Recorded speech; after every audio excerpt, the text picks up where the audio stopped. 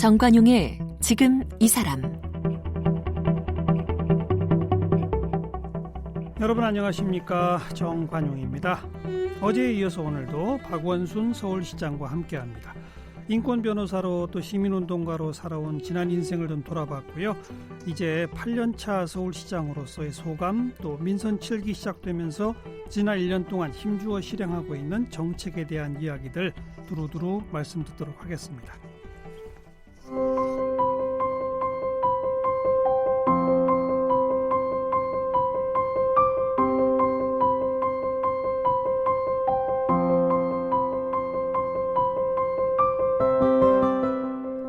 박원순 시장은 1980년 제22회 사법시험에 합격한 후 1982년 대구지방검찰청 검사로 첫 발령을 받았습니다. 그러나 반년 만에 사표를 내고 인권 변호사의 길을 선택했습니다. 1995년 참여연대 사무처장을 맡으면서 본격적으로 시민운동을 시작했습니다. 2001년에는 아름다운 재단을 설립해 기부의 대중화를 위해 활동했습니다. 2006년에는 민간 사회 창안 연구소인 희망제작소를 열었습니다. 2011년 재보궐선거를 통해 제35대 서울시장이 됐습니다. 2014년에 재선에 성공하면서 두 번째 임기를 시작했고, 지난해 3선 도전에도 승리를 거두며 역대 최초로 3선 서울시장이 됐습니다. 시민운동과 나눔운동에 앞장서온 박원순 시장은 2006년 만해 대상과 함께 아시아의 노벨상으로 불리는 막사이사이상을 수상했고, 2007년에는 단재상을 받았습니다. 지은 책으로는 NGO 시민의 힘이 세상을 바꾼다, 성공하는 사람들의 아름다운 습관 나눔, 원순 씨를 빌려드립니다, 박원순 생각의 출마 등이 있습니다.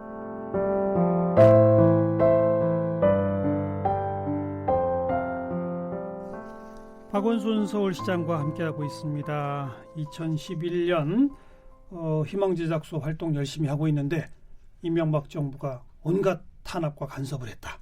그래서 화도 좀 났다. 그러다가 백두대간을 걸었다. 네. 그러다가 심경 변화가 있었다. 예, 뭐 사실 어찌 보면 제가 이제 시민사회에 이런 어떤 그 황무지를 개척하는 일들을 하긴 했지만 이미 그때는 제가 뭐 시민사회 지도자로서 어찌 보면 안온한 삶을 살고 있었죠. 뭐 정치라는 길은 사실 보통 일반 시민들은 잘 안 하려고 하지 않습니까? 사실 실존적 결단이 저는 있어야 된다고 생각하는데요. 그렇죠. 뭐 저희 아내의 표현으로 따지면 그동안 정치는 절대 하면 안 된다고 저한테 옆에서 감시를 했는데 산 가는 바람 놓쳤다 이런 표현을 쓰는데요. 예. 제가 산을 통해서 이렇게 참 많은 생각을 할 수 있게 되더라고요.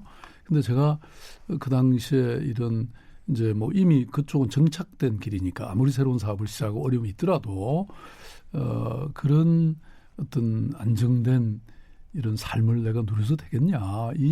그 당시 뭐 이명박 정부 시절에 그 4대강 사업이라든지 정말 저는 국가의 미래를 향해서 볼 때는 이게 말이 안 되는 그런 정책들이 막 있었고 그랬는데 정말 당신은 이런 역사의 흐름이나 시대의 소리를 외면해서 되겠냐라고 하는 그걸 제가 정말 듣게 됐습니다.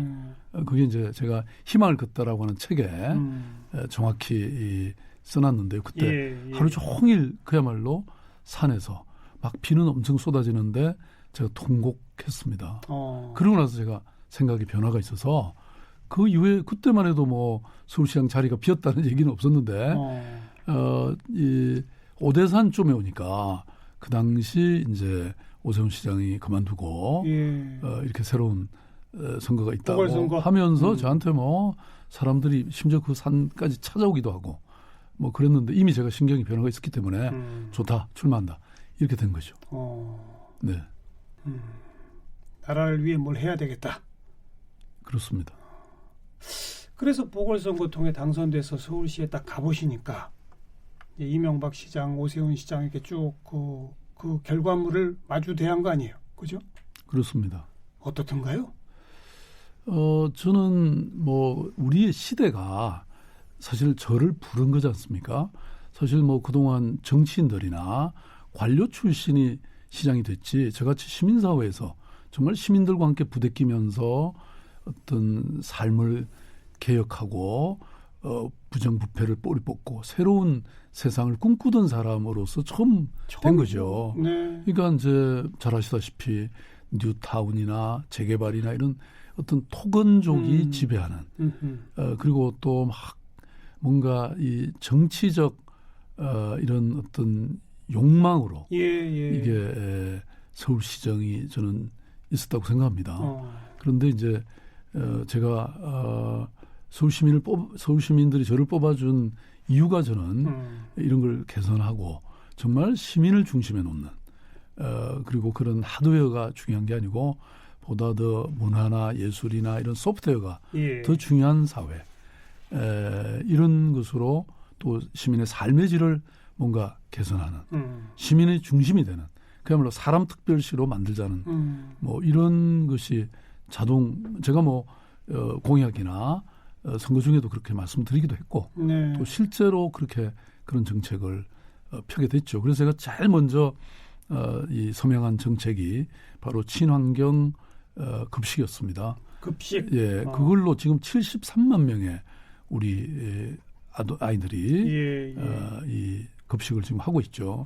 뭐 이걸 필두로 해서 그 당시에 뭐 반값 등록금 그런 거 제가 바로 실천했고요. 서울시립대학부터 실천. 그렇습니다. 그다음에 뭐 복지 예산이 거의 지금 2배 반으로 늘어났고 그 대신 이런 쓸데없는 사업들을 다 줄여서 오히려 채무는 한 7조 5천억 정도 줄이고 말하자면 이런 것들이 다 어떤 새로운 패러다임, 새로운 시대로 가는 그런 길이었다고 저는 생각합니다. 뭐 7.5조의 채무는 갚았는데 복지 예산은 엄청 늘어났다. 그동안에 그 돈 어디다 썼던 거예요?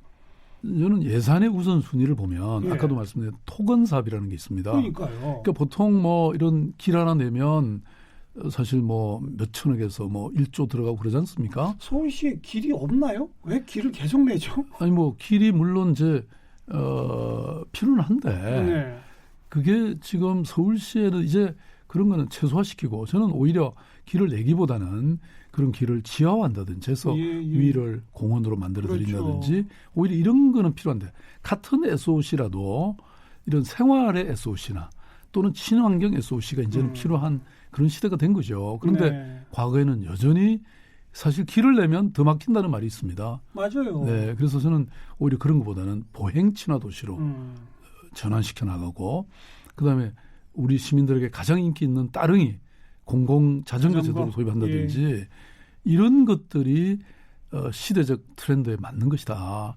이런 토건적 뭐 이런 한방 이런 사업보다는 사실 뭐 우리가 이 빅데이터를 한번 돌려보니까요. 시민들이 원하는 것은 어떤 힐링이나 도서관이나 공원이나 뭐 이런 공공 자전거나 뭐 이런 것들이 훨씬 더 인기 있는 단어들이더라고요. 그래서 요새 소확행이라든지 뭐 이 워라벨이라든지 이런 것들이 다 그런 하나의 큰 트렌드 추세 안에 있는 거거든요. 그럼요. 그래서 뭐 저는 감히 시민들의 그런 어떤 욕구와 소망과 꿈을 실천해 왔다 이렇게 말씀드릴 수 있죠. 한 걸음 더 가면 그 토건족이 하는 재개발, 재건축, 뭐 도로 신설 이런 등등은 결국은 돈 있는 사람이 더 돈 벌게 만드는 기회를 제공하는 거 아닙니까? 저는 그 이른바 이 99대 1의 사회가 있는데 저는 행정이나 정치는 마땅히 그 불평등을 제거하고 훨씬 더 평등하고 정의로운 그런 세상을 만드는 데 기여해야 된다고 보는데요. 예컨대 제가 오기 전에 한 1000개소 정도의 뉴타운과 재개발 프로젝트를 추진하고 있더라고요. 그런데 1000개나 됐어요. 그거는 이제 어떤 거냐면 아예 그냥 그 타운 하나를 그러니까 몇천 세대를 완전히 다 쓸어내고 거기다가 아파트 짓는 거거든요. 일종의 섬을 만드는 거예요. 그렇습니다. 그리고 그 건설회사는 몇백을 벌어가는 겁니다. 그렇죠. 그러면 그게 살던 정말 원주민들. 월세 사는 사람들 또는 간신히 집 한 채 평생 마련해서 월세 주고 살던 분들 이런 분들이 끊임없이 쫓겨나는 그야말로 말씀하신 시민이 쫓겨나는 이런 개발 방식을 계속 해왔죠. 네. 근데 저는 가난한 사람도 도시에 살 권리가 있는 것이고 그리고 그런 분들이 또 도시에 있어야 도시의 관리가 유지됩니다. 그래서 저는 공공임대주택을 뭐 끊임없이 지어서 예, 예. 제 임기 끝나는 해 정도 되면 서울에 약 380만 호가 있는데요. 40만 호의 스톡을 우리 확보하게 됩니다. 그러면 10%가 약간 넘잖아요. 40만 호를 서울시가 다 사는 거예요? 그동안 지었거나 지었거나? 매입하거나 뭐 이렇게 한 것이 물론 정부 LH공사 한 것도 들어 있습니다만 다 합해서 다 합쳐서 공공임대주택이 서울에서 그 정도 됩니다. 네. 근데 세계에서 가장 삶의 질이 높은 그런 도시가 이 싱가포르 거기는 70%입니다. 공공임대주택이. 그다음에 비엔나 같은 도시는 40%가 돼요. 서울시가 이렇게 되면 적어도 10%를 확보하는 거거든요. 예, 예. 저는 제 후임 시장도 이어받아서 이걸 계속 이어가서 우리도 그 정도는 만들어야 시민들이 가장 중요한 것이 집이잖아요. 근데 집 걱정 없이 살 수 있게 네. 만들어 드려야죠. 주택, 부동산 관련해서 뭐 재개발, 재건축, 신도시 뭐 여러 가지 안들이 있지만 정부가 할 또 지자체가 공공이 해야 할 제1번은 공공임대 확충이죠. 무조건. 그렇습니다.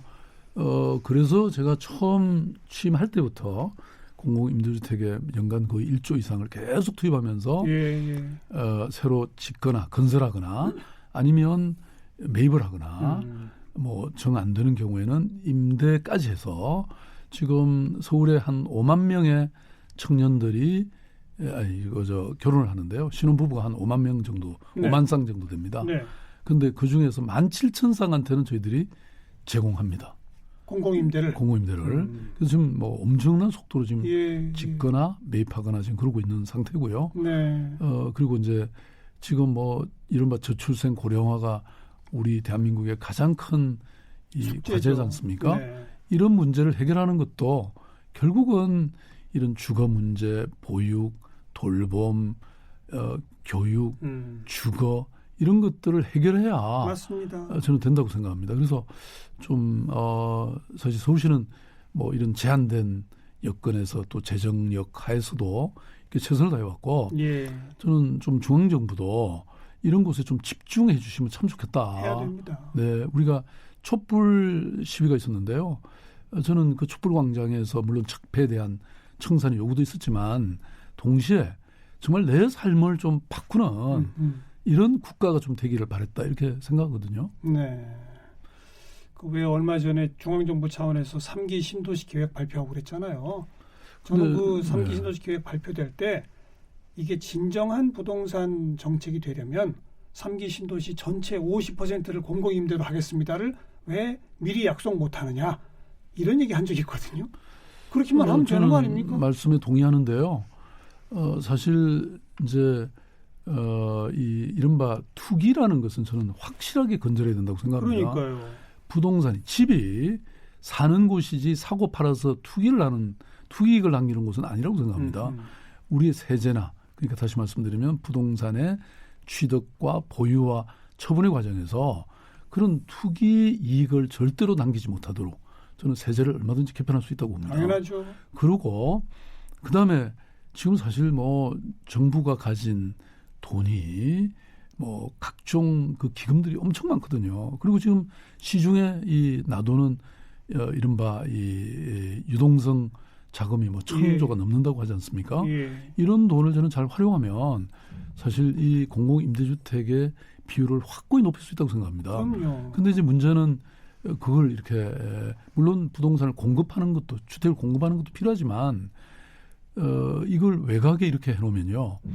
결국 그게 또 출퇴근하는데 엄청난 비용이 걸리고 들고. 또 신도시에는 그게 이 SOC를 말하자면 편의시설을 만들어야 되잖아요. 그게 엄청난 시간이 걸리고 엄청난 비용이 들어갑니다.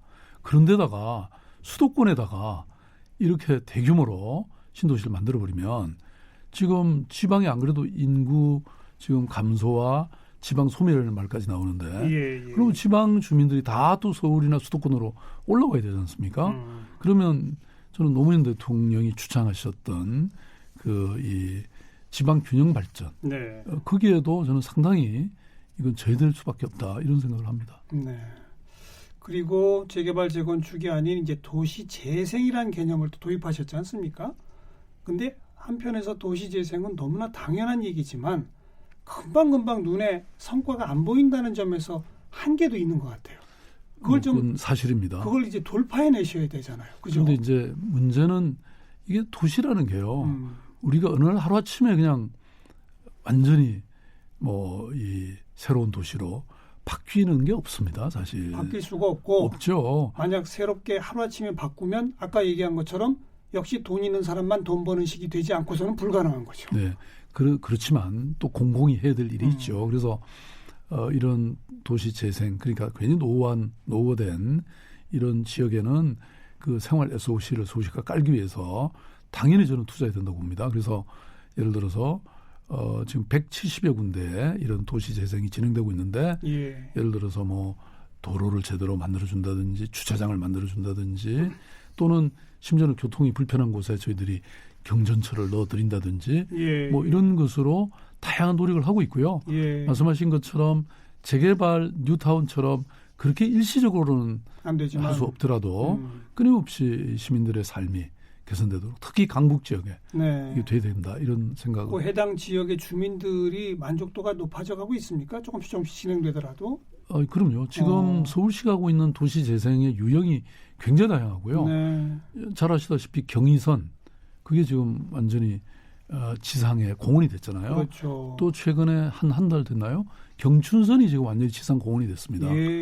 그다음에 저희들이 서울 도시 기본 계획 도시철도 기본 계획의 발표에 따르면 강북 횡단선이 그동안 40몇 개 동에 이걸 지나가면서 지하철이 없던 곳에서 맞아요. 지하철을 연결하는 이런 사업이라든지 그다음에 이 교육의 격차가 또 큰데 강북 지역에 저희들이 대학과 연계해서 그 초등학교나 중고등학교에 대학 교수들이 함께 교육에 참여하면서 굉장히 우수한 교육의 도시로 만들겠다 이런 프로젝트도 있고 그래서 제가 지난번 이맘때 제가 이 강북 삼양동에서 옥탑방 세원을 했잖아요. 한 달 사셨잖아요. 그렇습니다. 그 결과의 결과물인데요. 그 구상인데 이런 것들이 지금 차근차근 진행되고 있습니다. 올 여름에도 어디 사실 거예요?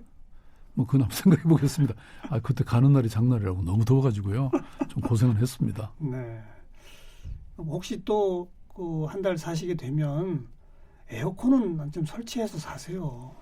저는 요즘은요 제가 왜 이 표현을 쓰냐면 이 아주 쪽방촌 이런 데에 우리가 난방 지원을 하잖아요. 근데 이제는 우리나라 기후가요 냉방 지원이 필수가 돼야 되는 시대로 좀 가고 있습니다. 이걸 서울시장께서 그걸 무시하고 선풍기 한 대로 버티는 건 말이 안 되죠. 참고하겠습니다. 근데 저는 무엇보다도 이게 시민의 삶을 정확히 이해하는 노력이 저는 필요한 것 같습니다. 제가 사실 그 옥탑방 한 달 동안 참으로 얻은 그 구상이 많았거든요. 진짜 99대 1의 사회라는 거를 그냥 핵심적으로 느낄 수 있었어요. 그러면 이분들은 도대체 우리 시민들이 뭘 갖고 먹고 사는가. 옛날에 있던 뭐 쌀집이니 뭐 전파상이니 뭐 이런 게 싹 없어졌어요. 그게 다 프랜차이즈 형태로 정말 이 대기업한테로 다 가는 거잖아요. 그래서 시민들이 먹고 살 수 있는 방법을 저는 또 하나 고민을 했는데요. 그게 바로 서울시가 쓰는 이 도시 재생을 위해 쓰는 돈들이 그것도 건설회사로 다 가거든요. 근데 저는 많은 경우에는 시민들이 일정한 기술 교육만 받으면 스스로 할 수 있는 일들이 있겠더라고요. 집수리 사업이라든지 도로 개선 사업이라든지 이런 것들은. 그래서 주민 기술학교를 저희들이 만들어서 거기에 투입되는 예산의 상당 부분을 주민들의 호주머니에 쓸 수 있도록 뭐 이런 것도 저희들이 실천되고 있죠. 건설공사를 건설회사에 다 맡기는 게 아니고 그렇습니다. 주민들이 참여할 수 있는 해당 거는 주민이 직접 주민들이 와서 할 수 있게. 현장을 가봐야 됩니다. 좀 아까 무슨 뭐 전파상 뭐 등등 말씀하시니까 자영업자가 갑자기 떠오르고 그러다 보니 제로페이가 떠오르네요. 제로페이 뭐 쓰는 사람이 제로라서 제로페이 아니야? 이런 농담도 있었는데 요즘은 많이 씁니까? 그럼요. 지금 사실 이거 시작한 지가 이제 겨우 한 6개월 됐습니다. 우리나라 국민들은 언론은 좀 성질이 굉장히 급하신 것 같아요. 왜냐하면 사실 지금 거의 국민 70%가 쓰고 있는 신용카드도 이게 수십 년 걸렸고. 그 초반에는 뭐 아무도 안 그럼요. 썼어요. 정부가 엄청 캠페인을 했어요. 근데 6개월 됐는데 지금 뭐 약 13만 개의 가맹점이 생겨나고 그다음에 일일 사용액이 지금 거의 한 2억 정도로 가고 있거든요. 일일 사용액이. 물론 아직도 저조합니다마는 그래도 6개월 만에 이 정도면 저는 대단한 거라고 생각하고요. 동시에 지금 뭐 저희들이 홍보 많이 하고 있고 그다음에 요새는 핸드폰으로 진짜 쉽게 간편 결제거든요. 그렇죠. 이게 또 미래의 기술이기 때문에 우리가 이리 갈 수밖에 없습니다. 네. 그 자영업자 3종 세트 있었잖아요. 제로페이로 수수료 제로뿐 아니라 휴가도 주신다고 그랬었죠. 네, 그러니까 우선 병원에 가게 될 경우에 그러니까요. 이 자영업자들은 사실 누구한테 맡겨놓고 가야 되는데 그럴 수가 없기 때문에 결국 병을 참는다는 거예요. 그래서 이 상병수당을 저희들이 드리고요. 또 하나는 이제 만에 하나 폐업률이 사실 높거든요. 폐업할 경우에 이 실업 안전망에서 배제가 돼 있습니다. 그렇죠. 그래서 실업 수당을 제공하도록 이렇게 해서 이 3종 세트고 또 하나 중요한 것은 이 병상에 갔을 때 그다음에 실업 수당 이게 이미 시행되고 있습니까? 예, 시행되고 있습니다. 서울시는 이미 하고 있고요. 모든 자영업자한테 다 대상이에요, 아니면 서울시의 자영업자들의 경우에 신청만 하면 그리고 이제 그 병원에 갈 수 있는 게 이제 2주간이라고 하는 제한이 있다거나 뭐 그런 건 있습니다만은 그래도 뭐 2주가 어딥니까? 그렇죠. 네. 그리고 또 하나 가장 심각한 것은 사실 건물주 위에 조물주 위에 건물주 이런 말 있잖아요. 임대료가 문제인데 이거는 사실 외국처럼 이 임대료가 과도하게 오르는 데는 시장이 임대료 요율의 상한선을 좀 제한할 수 있는 이런 입법이 됐으면 좋겠습니다. 선진국은 다 있어요. 그래서 뭐 뉴욕 같은 데는 그렇게 한다고 하니까. 우리 없잖아요. 네. 그래서 근데 그건 국회에서 해야죠. 그렇습니다. 왜 못하죠? 그건 다음에 국회의원님도 모셔놓고 물어보시죠. 저희들도 뭐 굉장히 요청하고 상의하고 그러는데 참 이게 잘 안 됩니다. 청년청이라는 걸 만드셨죠, 서울시? 예. 그건 뭐예요?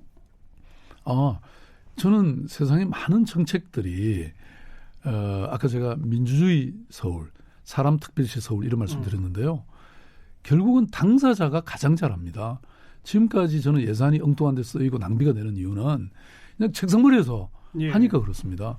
청년의 문제는 청년이 가장 잘 알아요. 그래서 우리가 청년 시장 직속으로 청년청을 만들어서 청년들을 채용해서 그 사람들이 실제 결정하도록 만들어놨습니다. 15명을 채용해서. 그래서 실제로 지금 굉장히 우수한 정책들이 많이 나오고 있고 사실 이것뿐만 아니라 지금 이번에 의회에서 이제 약간 좀 부결되는 바람에 지금 아마 다음을 기약하긴 해야 되는데 어쨌든 민주주의 도시 서울을 지금 저희들이 하고 있는데요. 온라인 플랫폼에 시민들이 누구나 제안하고 그다음에 토론하고 결정하면 서울시는 그걸 받아들이겠다는 겁니다. 서울시 의회가 그걸 부결했어요? 아이고 이제 이 인원이나 정수에 대해서는 좀 부결했는데 아마 뭐 지금 저희들 잘 얘기되고 있기 때문에 뭐 조만간 통과될 거라고 저는 생각합니다만 어쨌든 그렇게 저는 대한민국 헌법 제2조에 대한민국 민주공화국이고 모든 주권은 국민으로부터 나온다는 얘기가 사실 그게 어떤 헌법 조항이 아니고 실제 살아있도록 만들려면 저는 이런 조치가 이런 플랫폼이 필요하다. 이렇게 지금 저희들이 시행하고 있습니다. 처음 이제 시장이 되시고 오랫동안은 사실 이명박 정부, 박근혜 정부와 일을 하시다가 그죠? 이제 문재인 정부와 일을 하고 계시지 않습니까? 좀 편해졌습니까, 확실히? 뭐 물론 편해졌죠. 제가 아무래도 뭐 장관님들이나 또 그 우리 당의 인사들하고 이렇게 소통하면 많은 것들이 해결이 되니까. 뭐 근데 그럼에도 불구하고 또 안 되는 것들이 또 상당히 있더라고요. 그래요?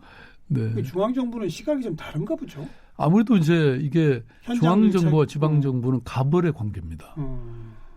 또 많은 그 입법이나 여러 규칙들이 중앙정부가 정하면 우리는 따라가야 되거든요. 그래서 저는 문재인 대통령께서 말씀하신 그야말로 연방국가에 준하는 연방제에 준하는 그런 자치 국가를 만들겠다고 말씀하셨거든요. 그렇죠.